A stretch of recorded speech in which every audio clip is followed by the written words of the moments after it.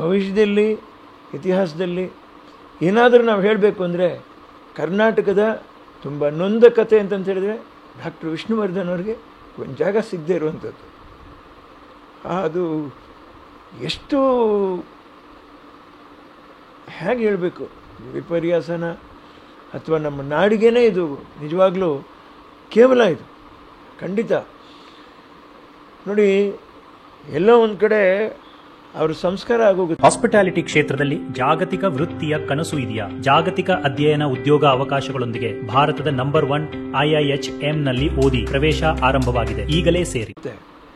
ಏನಾದರೂ ಇರ್ಬೋದು, ಏನೇ ಇರಲಿ, ಆ ಪರಿಸ್ಥಿತಿಗಳನ್ನ ನಾವು ಎಲ್ಲರೂ ಅರ್ಥ ಮಾಡ್ಕೊಂಡ್ಬಿಟ್ಟು ಏನು ಮಾಡಬೇಕು, ಹೇಗೆ ಮಾಡಬೇಕು ಅನ್ನುವಂಥದ್ದು. ಈಗ ನಮ್ಮ ತೋಟದಲ್ಲಿ ನನ್ನ ತಾಯಿಯವ್ರಿಗೆ ನಾನು ಆ ಜಾಗನ ಹುಡುಕೋಕ್ಕೂ ಮುಂಚೆ ನಾನು ಹುಡುಕಲಿಲ್ಲ.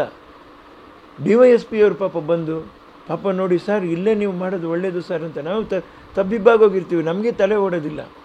ಹಾಗೆ ಅವ್ರ ಮನೆಯವ್ರುಗಳಿಗೂ ಶಾಕ್ ಆಗಿರ್ತಾರೆ. ಅವರು ಏನು ಮಾಡಬೇಕು ಅಂತ ಗೊತ್ತಿರಲ್ಲ. ನಾನು ಮಾಡಬೇಕಾದವರು ಸರ್ಕಾರವಾಗಲಿ ಯಾವರೇ ಆಗಲಿ ಏನೋ ಒಂದು ಮಾಡಿದ್ದೀವಿ ಬಿಟ್ಟಿದ್ದೀವಿ ಅನ್ನುವಂಥದ್ದಲ್ಲ. ಅದು ಡಾಕ್ಟರ್ ವಿಷ್ಣುವರ್ಧನ್ ಅವರಿಗೆ ನಾವು ಮಾಡ್ತಾಯಿದ್ದೀವಿ, ಕೊಡ್ತಾಯಿದ್ದೀವಿ ಅಂತಕ್ಕಂಥ ಆ ಭಾವನೆಯಿಂದ ಎಲ್ಲಿ ಮಾಡಬೇಕು, ಹೇಗೆ ಮಾಡಬೇಕು ಅನ್ನುವಂಥದ್ದನ್ನ ಸರಿಯಾಗಿ ಆ ಸ್ಥಳನ ಕರೆಕ್ಟಾಗಿ ಗುರುತಿಸಿ ಒಂದು ಸರಿ ಮಾಡೋದನ್ನ ಈ ಥರ ಸಾರಿ ಮಾಡುವಂಥದ್ದು, ರಾತ್ರಿ ಈ ಥರ ಒಂದು ಪರಿಸ್ಥಿತಿ ಆಗುವಂಥದ್ದು, ಅದನ್ನು ಕೇಳೋಕ್ಕಿಲ್ದಿರುವಂಥ ಇನ್ನೊಂದು ಪರಿಸ್ಥಿತಿ ಆಗುವಂಥದ್ದು, ಇದೆಲ್ಲ ನೋಡಿದಾಗ ಭಾರಿ ನೋವಾಗುತ್ತೆ.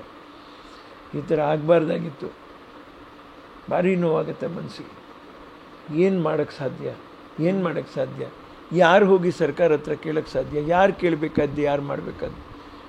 ನಾವು ಎಲ್ಲ ಕಲಾವಿದರ ಜೊತೆಯಲ್ಲಿ ಇದ್ದೀವಿ. ಕಲಾವಿದಕ್ಕಿಂತ ಹೆಚ್ಚಾಗಿ ಡಾಕ್ಟರ್ ವಿಷ್ಣುವರ್ಧನ್ ಅಭಿಮಾನಿಗಳವರ ಜೊತೆಲಿದ್ದೀನಿ. ಇಡೀ ಕನ್ನಡನ ಇಷ್ಟಪಡ್ತಕ್ಕಂಥ ಎಲ್ಲ ಕನ್ನಡ ಅಭಿಮಾನಿಗಳ ಜೊತೆಲಿ ಈ ವಿನೋದ್ ರಾಜು, ನನ್ನ ತಾಯಿಯವರು ಪ್ರತ್ಯಕ್ಷವಾಗಿಲ್ಲ ಪರೋಕ್ಷವಾಗಿ ಅವರು ನನಗೆ ಮಾತು ಹೇಳ್ತಾ ಇದ್ದಾರೆ.